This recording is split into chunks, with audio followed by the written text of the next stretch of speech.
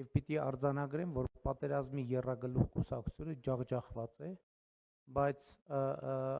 սա կարևոր, բայց ոչ վերջնական արդյունք է, որովհետեւ կարծում եմ, որ ժողովուրդը նաեւ իր կամքը հստակ արտահայտեց առ այն, որ պատերազմի եռագլուխ կուսակցությունը եւ նրան ուղեկցող քրեա օլիգարխիկ համակարգը պետք է արմատախիլ արվի Հայաստանի Հանրապետությունից եւ իհարկե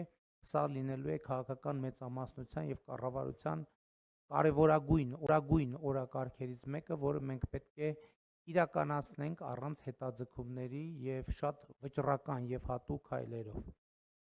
Ուզում եմ նաեւ շնորհավորել քաղաքացիական պայմանագիր կուսակցությանը արձանագրած արդյունքի եւ հաղթանակի առիթով քաղաքացիական պայմանագիրը կունենա խորհրդանական մեծամասնություն, ինչպես նաեւ կձգի կառավարություն եւ առաջիկա ամիսներին մենք այդ թեման քննարկելու հնարավորություն կունենանք